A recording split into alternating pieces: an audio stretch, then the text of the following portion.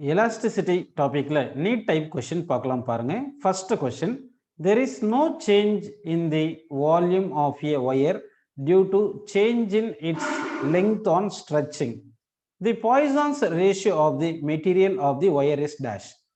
So இப்போ என்ன கொடுத்திருக்காங்கன்னு நம்ம எழுதலாம் பாருங்க. First இங்க என்ன சொல்லியிருக்காங்கன்னா no change in volume அப்படின்னு கொடுத்திருக்காங்க. அப்படின்னா change in volume by original volume வந்து 0 அப்படின்னு கொடுத்திருக்காங்க. அடுத்து வந்து என்ன கேக்குறாங்கன்னா பாய்சான்ஸ் ரேஷியோ கேட்டிருக்காங்க. பாய்சான்ஸ் ரேஷியோ வந்து क्वेश्चन கேட்டிருக்காங்க. அப்போ sigma equal to question mark. இப்போ நம்ம என்ன பண்ணலாம்னா இந்த ஒரு வயர் வந்து சிலிண்ட்ரிக்கல் ஷேப்ல இருக்கிற மாதிரி எடுத்துக்கலாம். இந்த வயர் வந்து இந்த சிலிண்ட்ரிக்கல் ஷேப்ல எடுத்துக்கிற மாதிரி எடுத்துங்க. இந்த லெங்த் ஆஃப் தி வயர் எல்னு எடுத்துங்கப்பா, ரேடியஸ் ஆஃப் தி வயர் வந்து நம்ம ஆர்னு எடுத்துக்கலாம். இப்போ வால்யூம் ஆஃப் தி வயருக்கு என்ன ஃபார்முலா பாத்தீங்கன்னா பை ஆர் ஸ்கொயர் இன்டு ஹச்னு வரும். ஹச்ன்றது லெங்த் ஆஃப் தி வயர்னு எழுதிக்கலாம். இப்போ வந்து இங்க இந்த வயரை ஸ்ட்ரெச் பண்ணும் போதெல்லாம் இந்த change in radius, change in length எல்லாம் ஸ்மால் வேல்யூவா இருக்கும். அதனால வந்து change in volume by original வால்யூம்க்கு எப்படி எழுதலாம்னா இந்த power times of change in value எழுதலாம். அடுத்து இந்த ஆர் ஸ்கொயரும் எல்லாம் வந்து மல்டிப்ளிகேஷன்ல இருக்கிறதுனால இந்த ஃபிராக்ஷனல் சேஞ்ச் இன் வேல்யூ எழுதும் போது எப்படி எழுதணும்னா இந்த power times of change in radius by original radius போட்டு மல்டிப்ளிகேஷன்ல இருந்துச்சுன்னா பிளஸ் போட்டு எழுதணும். அப்போ change in length by original length. இந்த பை வந்து கான்ஸ்டன்ட்னால அது வந்து சேஞ்ச் ஆகாது, அதனால அதை விட்டுட்டோம். ஸோ நல்லா பாத்துங்க, ரெண்டு பிசிக்கல் குவான்டிட்டி வந்து மல்டிப்ளிகேஷன்ல இருந்துச்சுன்னா அது ஃபிராக்ஷனல் சேஞ்ச் இன் வேல்யூல எழுதும் போது அடிஷன்ல எழுதணும். இங்க ஆர் ஸ்கொயர் பவர் 2 இருக்குனால 2 into delta r by r போட்டு எல் வந்து மல்டிப்ளிகேஷன்ல இருக்குனால பிளஸ்ன்னு போட்டு டெல்டா எல் பை எல்னு எடுத்தாச்சு. இப்போ வந்து நமக்கு பாய்சான்ஸ் ரேஷியோ சிக்மா இருக்கு இல்லையா, இந்த சிக்மாக்கு என்ன ஃபார்முலா அப்படின்னு பார்த்தோம்னா இந்த sigma is equal to minus delta r by r divided by delta l by L அப்படின்னு நமக்கு கிடைக்கும்.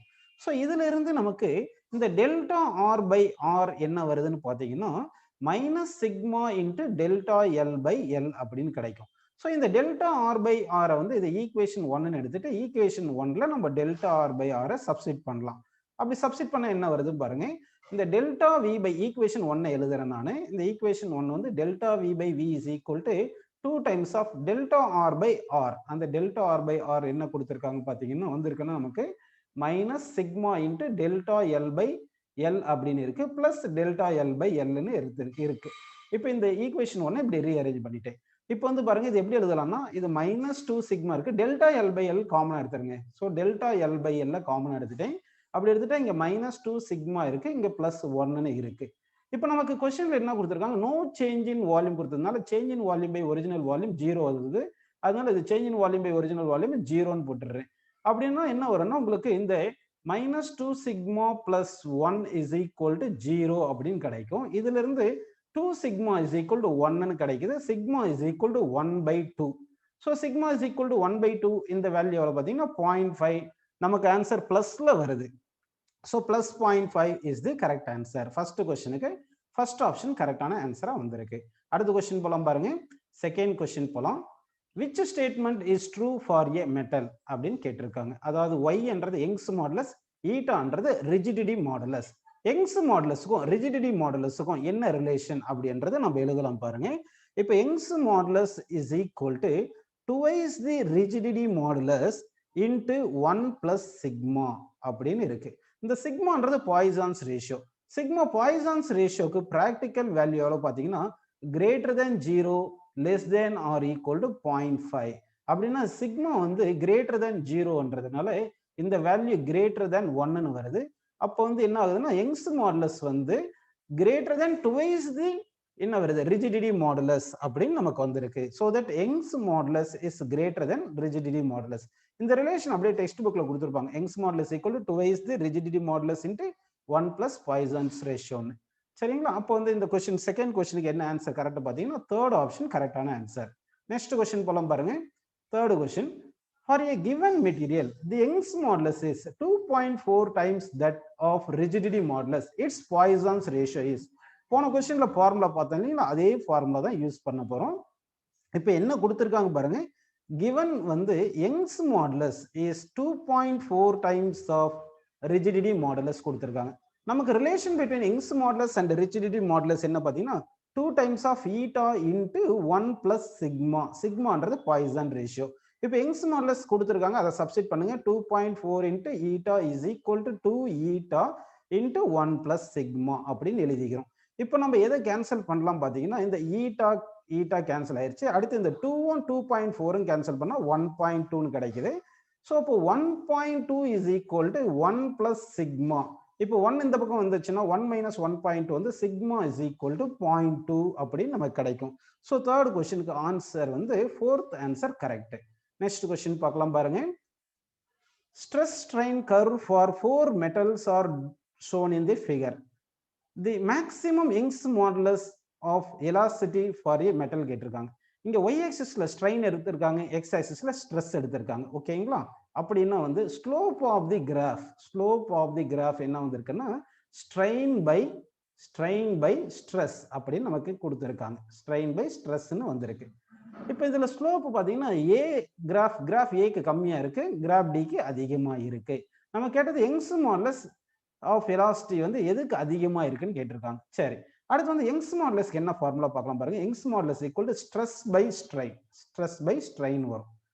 அப்படின்னா இந்த ஸ்லோப் பாருங்க, ஸ்லோப் வந்து ஸ்ட்ரெயின் பை ஸ்ட்ரெஸ் இருக்கிறதுனால அப்போ யங்ஸ் மாடுலஸ் வந்து இது ஸ்ட்ரெஸ் பை ஸ்ட்ரெயின்ன்றது 1 by slope. So Young's modulus inversely proportional to slope அப்படின்னு நமக்கு கிடைச்சிருக்கு.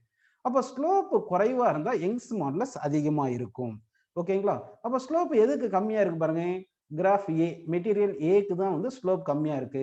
So Young's modulus for A is greater. So slope of material A is lower. So that என்ன வருது பார்த்தீங்கன்னா Young's modulus for A is maximum. அப்போ maximum எதுக்கு வருது பார்த்தீங்கன்னா கிராஃப் ஏக்கு வருது. Next question பாருங்க. Substances which can be elastically stretched to large value of strain are called dash ன்னு கேட்டிருக்காங்க, elastometers. Actually elastometers என்ன பார்த்தீங்கன்னா the material which can be elastically stretched to large values of strain are called elastometers. அதான் நிறைய volume நிறைய strain வந்து நம்ம stretch பண்றக்கூடிய அந்த மெட்டீரியல்ஸ் இருக்கு இல்லைங்களா, அதை தான் எலாஸ்டோமீட்டர்ஸ் அப்படின்னு சொல்றோம். ஸோ அப்போ வந்து ஃபிஃப்த் கொஸ்டினுக்கு வந்து ஆன்சர் என்ன பார்த்தீங்கன்னா எலாஸ்டோமீட்டர்ஸ். ஸோ பாருங்க, substance which can be elastically stretch to large value of strain தான் நம்ம என்ன சொல்றோம்னா எலாஸ்டோமீட்டர்ஸ் அப்படின்னு நம்ம சொல்றோம். நெக்ஸ்ட் கொஸ்டின் பாருங்க. ஏ ஸ்ட்ரெச்டு ரப்பர் ஆஸ், ஒரு ரப்பரை வந்து ஒரு எந்த இதாக இருந்தாலும் சரி ஸ்ட்ரெச் பண்ணும்போது என்ன ஆகும்னா அதனுடைய கான்ஃபிகரேஷன் சேஞ்ச் ஆகும், அதனுடைய ஸ்டேட் சேஞ்ச் ஆகும். அப்போ கான்ஃபிகரேஷனோ ஸ்டேட்டோ சேஞ்ச் ஆகும்போது என்ன ஆகுதுன்னா ஒர்க் டன் வந்து ஸ்டோர்ட் ஆஸ் ஏ பொட்டன்ஷியல் எனர்ஜியா ஸ்டோர் ஆயிரும். இது ஒரு ஒர்க் டன் வந்து மோஷனை கிரியேட் பண்ற மாதிரி இருந்துச்சுன்னா அப்போ கைனடிக் எனர்ஜியா ஸ்டோர் ஆயிருக்கும். இப்போ ஸ்ட்ரெச்டு ரப்பர்னா மோஷன் கிடையாது. அப்போ work done to stretch the rubber வந்து என்ன ஆயிருக்குன்னா ஸ்டோர்ட் ஆஸ் ஏ பொட்டன்ஷியல் எனர்ஜினால பொட்டன்ஷியல் எனர்ஜி வந்து இன்க்ரீஸ் ஆகும். So a stretched rubber as பார்த்தீங்கன்னா இன்க்ரீஸ்டு பொட்டன்ஷியல் எனர்ஜி, அதுக்கு ஒர்க் டன் வந்து stored as a increased potential எனர்ஜியா இருக்கும். ஸோ சிக்ஸ்த் கொஸ்டினுக்கு ஆப்ஷன் பி கரெக்ட். அடுத்து seventh question. A metallic rod of length L and cross-sectional area A is made of material of Young's modulus Y. If the rod is elongated by the amount small y, பாருங்க capital Y என்றது Young's modulus, small y என்றது elongation அப்படின்னு கொடுத்திருக்காங்க. Then the work done is proportional to அப்படின்னு question கேட்டிருக்காங்க.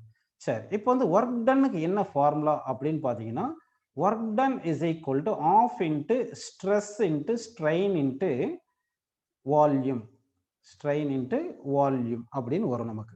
ஓகேங்களா? இப்போ நமக்கு என்ன கொஸ்டின் கேட்டிருக்காங்க, ஒர்க் டன் இஸ் ப்ரொபோர்ஷனல் டுன்னு கேட்டிருக்காங்க. ஸ்ட்ரெயினுக்கு என்ன ஃபார்முலா பார்த்தீங்கன்னா எலாங்கினேஷன் பை லெங்க்த்னு வரும். ஸ்ட்ரெயினுக்கு வந்து எலாங்கினேஷன் பை லெங்க்த் அப்படி எடுத்துக்கலாம். Strain is equal to elongation small y by லெங்க்த்னு எடுத்துக்கலாம். அடுத்து வந்து உங்களுக்கு யங்ஸ் மாடுலஸ் ஈக்குவல் டு என்ன ஃபார்முலா பார்த்தீங்கன்னா ஸ்ட்ரெஸ் பை ஸ்ட்ரெயின் வருது. இப்போ வந்து இதுல இருந்து என்ன பண்ணலாம்னா stress is equal to Young's modulus into strain எழுதிக்கலாம். இப்போ வந்து இங்க ஸ்ட்ரெஸ் பிளேஸ்ல நம்ம யங்ஸ் மாடுலஸ் இன்ட்டு ஸ்ட்ரெயின் போட்டிங்கன்னா அப்போ ஆஃப் இன்ட்டு ஸ்ட்ரெஸ் பிளேஸ்ல யங்ஸ் மாடுலஸ் இன்ட்டு ஸ்ட்ரெயின் போட போகிறோம். ஆல்ரெடி ஒரு ஸ்ட்ரெயின் இருக்குனால ஸ்ட்ரெயின் ஸ்கொயர் அப்படின்னு நமக்கு வருது இன்ட்டு வால்யூம் அப்படின்னு எடுத்துக்கலாம். வால்யூம் இப்போ வந்து பாருங்க இங்க ஆஃப் இன்ட்டு யங்ஸ் மாடுலஸ் ஒய்ன்னு எழுதிக்கிங்க.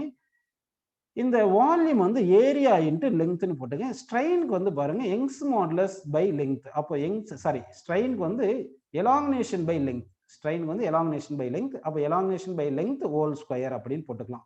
இப்போ வந்து பாத்தீங்கன்னா Young's modulus constant, area constant, length constant, இந்த half constant, so that work done is directly proportional to இந்த y power 2 னு வருது. அப்போ y square. அப்போ displacement அத elongation square அப்படின்னு நம்ம எடுத்துக்கிறோம். அப்போ work done to stretch the wire. அப்போ work done is proportional to என்ன பாத்தீங்கன்னா square of the elongation. So 7th question option C correct. Next question பாருங்கப்பா. The work per unit volume to stretch the length by 1% of a wire with cross-sectional area of 1 millimeter square will be ன்னு கேட்டிருக்காங்க. இப்போ வந்து நல்லா கவனிங்க. இப்போ போன கொஸ்டின்ல நமக்கு என்ன கிடைச்சிருக்கு பாத்தீங்கன்னா work done is equal to half into Young's modulus into strain square into volume. So இந்த ஃபார்முலா நம்ம எடுத்துக்கலாம் பாருங்க. So work done is equal to half into Young's modulus into strain square into volume. Volume இங்க கீழ கொண்டு வந்துறேன். volume. ஏன்னா வந்து நமக்கு அங்க क्वेश्चन என்ன கேட்டிருக்காங்க work done per unit volume. அப்போ work done per unit volume இது. இந்த work done per unit volume small letter u ன்னு எடுத்துக்கிறேன். That is equal to half into Young's modulus into strain போடுவோம். Young's modulus பாருங்க எவ்வளவு கொடுத்திருக்காங்க 9 into 10 power 11 கரெக்ட்டுங்களா? சோ அப்போ வந்து 9 into 10 power 11 அப்படின்னு போட்டுக்கலாம்.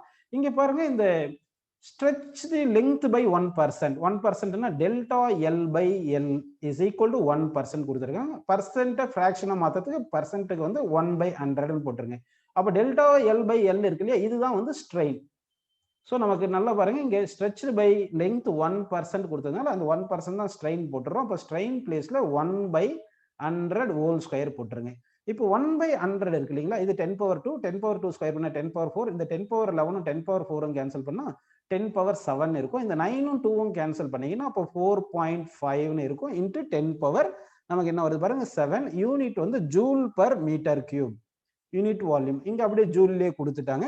So that 4.5 into 10 power joule per meter cube unit volume divided by meter cube னு வந்திருக்கும். So option B option correct-ஆன answer. Next question போலாம் பாருங்க இப்போ. When a load of 10 kg is hung from the wire, then extension of 2 meter is produced. Then work done by restoring forces dash னு கேட்டிருக்காங்க. இப்போ work done to stretch the wire க்கு என்ன formula பாத்தீங்கன்னா half into force into extension அப்படின்னு நம்ம எடுத்துக்கிறோம். half into F into X அப்படின்னு எடுத்துக்கிறோம். இங்க ஃபோர்ஸ் எவ்வளவு கொடுத்திருக்காங்க பாருப்பா எவ்வளவு ஃபோர்ஸ் வந்து 10 kg ஃபோர்ஸ். அப்போ force is equal to mass into g ன்னு போட்டுக்கலாம். மாஸ் வந்து 10 ன்னு எடுத்துங்க. g வந்து approximately 10 ன்னு எடுத்துங்க. சோ ஃபோர்ஸ் வந்து எவ்வளவு அப்ளை பண்ணிருக்குன்னா 100 நியூட்டன். அடுத்து டிஸ்பிளேஸ்மென்ட் எக்ஸ்டென்ஷன் ப்ரொடியூஸ்ட் வந்து 2 மீட்டர் இருக்கு. சோ இத சப்ஸ்டிட் பண்ணலாம். சோ half into F பிளேஸ்ல 100 சப்ஸ்டிட் பண்ணுங்க. எக்ஸ்டென்ஷன் வந்து 2 ன்னு இருக்கு. இந்த 2ம் இந்த 2ம் கேன்சல் பண்ணீங்கன்னா அப்போ 100 joule. So work done to stretch the wire by 2 meter and the load by loadல நம்ம stretch பண்றோம். ஒரு வயருக்கு லோட கனெக்ட் பண்றோம் 10 kg லோட கனெக்ட் பண்ணும்போது ஸ்ட்ரெச் பண்ணும்போது எவ்வளவு எனர்ஜி ஸ்டோர் ஆயிருக்கு பாத்தீங்கன்னா இல்லனா work done வந்து எவ்வளவு பாத்தீங்கன்னா 100 ஜூல் அப்படின்னு வந்திருக்கு ஆன்சர். அடுத்த क्वेश्चन பாருங்க. A wire suspended vertically from one of its ends is stretched by attaching a weight of 200 Newton to the lower end. The weight stretches the wire by 1 millimeter. Then the energy stored in the wire. Energy stored in the wire is equal to work done to stretch the wire. Energy stored is equal to work done to stretch the wire. Work done equal to half into force into displacement. இங்க force எவ்வளவு force apply பண்ணிருக்காங்கன்னா வந்து 200 Newton apply பண்ணிருக்காங்க. அடுத்து stretches by எவ்வளவு பாருங்க extension வந்து 1 millimetre. 1 millimetre வந்து நம்ம 10 power minus 3 மீட்டர் அப்படின்னு எடுத்துக்கலாம்.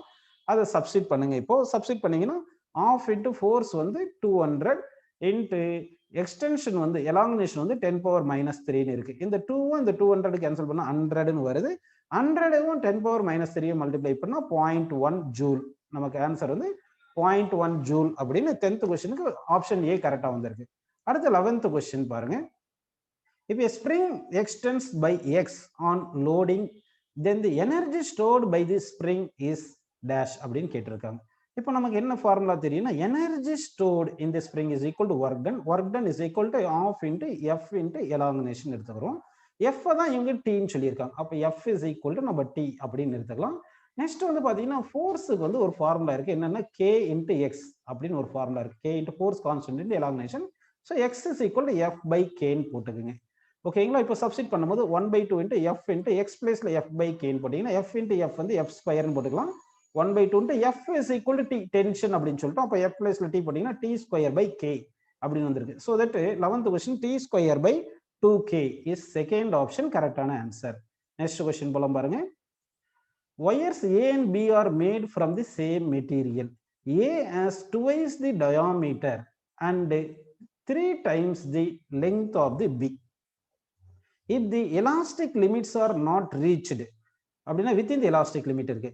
When each is stretched by the same tension, the ratio of the energy stored in A to that in B அப்படின்னு கேட்டிருக்காங்க கொஸ்டின்.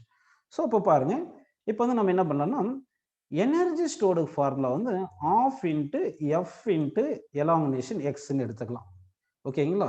அடுத்து இந்த ஃபோர்ஸுக்கு என்ன ஃபார்முலா பார்த்தீங்கன்னா F is equal to K into elongation அப்படின்னு வரும். இந்த கேக்கு என்ன பார்த்தீங்கன்னா ஃபோர்ஸ் கான்ஸ்டன்ட் என்ன ஃபார்முலா பார்த்தீங்கன்னா Young's modulus into area divided by length அப்படின்னு வரும். ஸோ அப்போ இந்த F is equal to F பிளேஸ்ல என்ன பண்ணலாம், கே சப்ஸ்டிட் பண்ணுங்க, ஒய் ஏ பை எல் அப்படின்னு சப்ஸ்டிட் பண்ணிட்டு இந்த எக்ஸை சப்ஸ்டிட் பண்ணிடலாம். ஓகேங்களா? எக்ஸ் இதுதான் எஃப் வேல்யூ.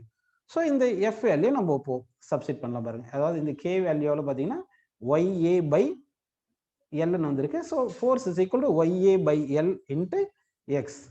ஸோ இந்த வேல்யூ இங்கே சப்ஸ்டிட் பண்ண போகிறோம். ஸோ இங்கே சப்ஸ்டிட் பண்ணிங்கன்னா U is equal to half into என்ன இருக்குது பாருங்க. இப்படி இல்லைன்னா இன்னொரு ஃபார்முலா யூஸ் பண்ணலாம். எக்ஸுக்கு என்ன ஃபார்முலா பார்த்தீங்கன்னா இதுல இருந்து எக்ஸுக்கு வந்து நம்ம X is equal to F by கேன்னு சப்ஸ்டிட் பண்ணலாம். அப்போ எக்ஸுக்கு எஃப் பை கே சப்ஸ்டிட் பண்ணால் எஃப் இன்ட்டு எக்ஸ் பிளேஸ்ல எஃப் பை கே சப்ஸ்டிட் பண்ணுங்க. So that energy equal to half into F square by கேன்னு வருது. நெக்ஸ்ட் கேக்கு என்ன வருது பாருங்க, ஒய்ஏ பை எல் வந்திருக்கு. அப்போ கே பிளேஸ்ல ஒய்ஏ பை எல்னு போட்டுங்க. U is equal to half into F square divide by K பிளேஸ்ல என்ன பண்றீங்கன்னா ஒய்ஏ பை எல்னா எல் மேலே போயிடும்.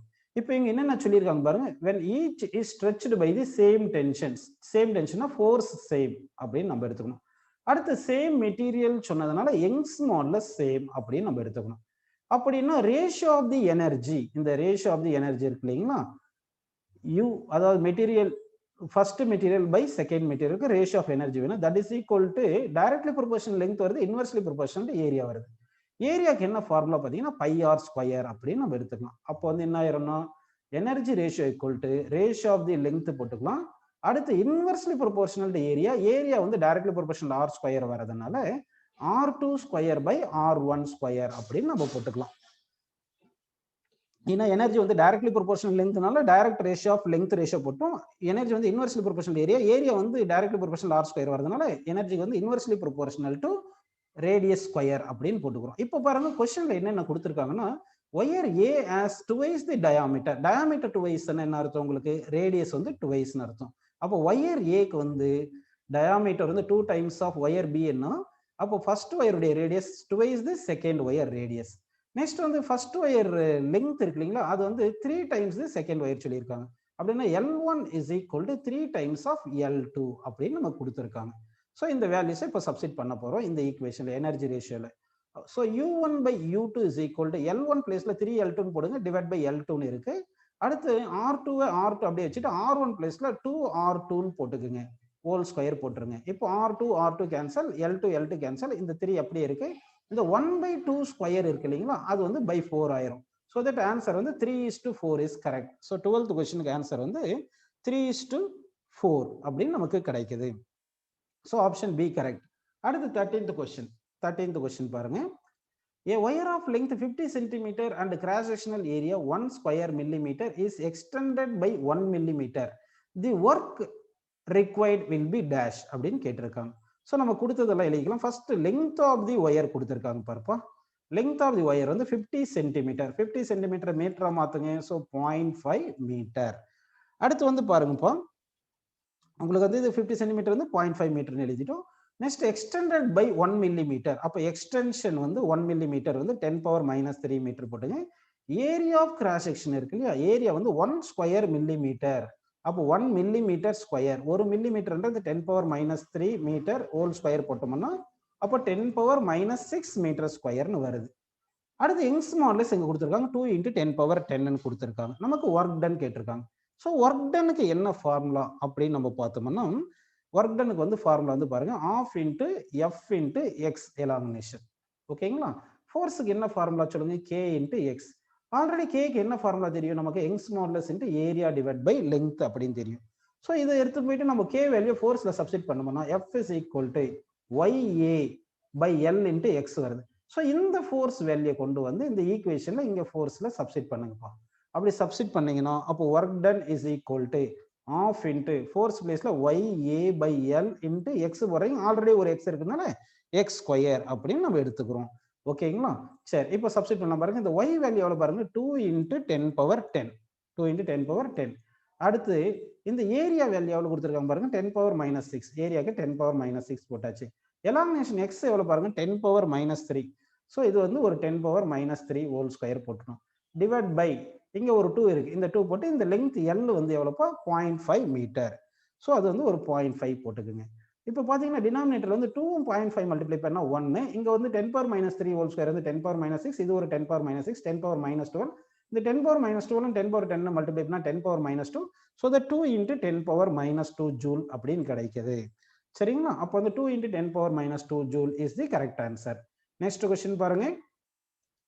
When a force is applied on a uniform wire, cross sectional area 3 into 10 power minus 6 meter and the length 4 meter, the increase in length is 1 millimeter, energy stored is dash அப்படின்னு question கேட்டிருக்காங்க. Okay, energy store அப்படின்னா வந்து area வந்து 3 into 10 power minus 6 பா. அடுத்து length வந்து 4 metre, length வந்து 4 metre. Young's modulus வந்து நமக்கு 2 into 10 power 11 கொடுத்துருக்காங்க. இப்போ ஒர்க் டன் எனர்ஜி ஸ்டோர்டுக்கு என்ன formula, half into F into elongation. இப்போதான் ஃபோர்ஸுக்கு நம்ம பார்த்தோம் கே இன்ட்டு எக்ஸ்ன்னு தெரியும், கேக்கு என்ன ஆன்சர் ஒய் ஏ பை எல்னு தெரியும். அப்போ இதை சப்ஸ்டிட் பண்ணும்போது கே வேல்யூ சப்ஸ்டிட் பண்ணால் F is equal to Y A by L into எக்ஸ்ன்னு கிடைக்குது. இந்த எஃப்ஐ கொண்டு வந்து இங்கே சப்ஸ்டிட் பண்ணுறோம். ஸோ ஆஃப் இன்ட்டு ஃபோர்ஸ், இந்த ஃபர்ஸ்ட் வந்து என்ன பண்ணுறோன்னா நம்ம இந்த எஃப்ஐ சப்ஸ்டிட் பண்ணால் ஒய் ஏ பை எல்னு வந்துட்டு ஒரு எக்ஸ் வந்துருக்கு, ஆல்ரெடி ஒரு எக்ஸ் இருக்குனால எக்ஸ் ஸ்கொயர்னு கிடைச்சிருச்சு. இப்போ இந்த வேல்யூ எல்லாம் சப்ஸ்டிட் பண்ணலாம். அப்போ யங்ஸ் மாடுலஸ் எவ்வளோ பாருங்க, 2 into 10 power 11 இன்ட்டு ஏரியா எவ்வளோ கொடுத்துருக்காங்க, 3 into 10 power minus 6. So 3 into 10 power minus 6. அடுத்து எக்ஸ் இன்க்ரீசிங் லெங்த் வந்து 1 மில்லிமீட்டர், 1 மில்லிமீட்டர்னா 10 power minus 3, அதுக்கு வந்து ஒரு 10 power minus 3 ஹோல் ஸ்கொயர்னு போட்டுக்கலாம். டிவைட் பை இந்த 2 இருக்கு. Length of the wire, length of the wire பாருங்க 4 மீட்டர் கொடுத்துருக்காங்க. So length of the wire 4 மீட்டர்னு எடுத்துக்கிட்டோம். ஓகேங்களா? இப்போ இதை சால்வ் பண்றோம். இந்த 2 கேன்சல் ஆயிருச்சு. இங்க 10 power minus 6, இது ஒரு 10 power minus 6, 10 power minus 2 இந்த 10 power 11 கேன்சல் ஆனா நமக்கு என்ன இருக்கும், 10 power minus 1 இருக்கும். இங்க 3/4 இருக்கு.